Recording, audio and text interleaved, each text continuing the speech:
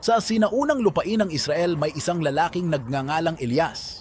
Nabuhay siya sa panahon kung kailan hindi umuulan at lahat ay tuyo. Natuyo ang mga ilog, nalanta ang mga pananim at nagkabitak-bitak ang lupa sa ilalim ng nag-aapoy na araw. Nag-aalala itong mga tao. Ngunit naniniwala si Elias na tutulungan sila ng Diyos. Nanirahan si Elias sa maliit na batis Cherith ayon sa utos ng Diyos na magtago mula kay Haring Ahab at Reyna Jezebel na nag-akay sa mga tao na sumamba sa mga huwad na Diyos. Araw-araw, nagdadala ang mga uwak kay Elias ng tinapay at karne upang siya ay makaligtas. Ito ay espesyal na pag-aalaga ng Diyos kay Elias. Ngunit hindi nagtagal, natuyo rin ang batis, kaya't pinapunta ng Diyos si Elias sa bayan ng Zarephath. Doon, nakilala niya ang balo na nauubusan na ng pagkain. Sinabi ni Elias sa kanya ang himala, kung ibabahagi niya ang kanyang pagkain sa kanya, titiyakin ng Diyos na hindi mauubos ang kanyang pagkain hanggang sa muling umulan. Hindi naubos ang kanyang garapon ng harina at pitsel ng langis, ang balo ay may anak na nagkasakit ng malubha. Huminto siya sa paghinga at namatay. Nalungkot ng labis si Elias at nanalangin sa Diyos. At sa isang himala, nagsimulang huminga muli ang bata. Napakasaya ng babae at nalaman niyang tunay na malapit si Elias sa Diyos. Isang araw, sinabi ng Diyos kay Elias na harapin si Haring Ahab at hamunin siya sa isang pagsubok upang patunayan kung sino ang tunay na Diyos.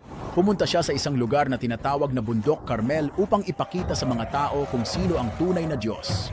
Hinamon niya ang mga propeta ng isang huwad na Diyos, si Baal. Pareho silang mag-aalay ng toro sa isang altar, ngunit hindi nila sisindihan ang apoy sa kanilang sarili. Sa halipin, hihilingin nila sa kanilang mga Diyos na gawin ito. Sinubukan ng mga propeta ni Baal buong araw, ngunit walang nangyari. Pagkatapos ay si Elias naman ang sumunod. Inayos niya ang altar ng Diyos na nasira. Inilagay ang kanyang alay dito. At kahit nagbuhos pa ng tubig sa ibabaw nito. Nanalangin siya at biglang bumaba ang apoy mula sa langit at sinunog ang kanyang alay. Namangha ang lahat at napagtanto na ang Diyos ni Elias ang tunay na Diyos. Pagkatapos nito, nanalangin si Elias para sa ulan sa tuktok ng Bundok Carmel. Isang maliit na ulap ang lumaki ng lumaki. Pagkatapos ay nagsimula ng umulan. Lahat ay sobrang ginhawa at saya. Pagkatapos magpaulan ni Elias, sobrang nagalit si Reyna Jezebel. Natakot si Elias kaya tumakbo siya papunta sa ilang. Habang nagtatago si Elias at pakiramdam niya ay nag-iisa siya, may nangyaring kamangha-mangha. Nagsalita ang Diyos sa kanya.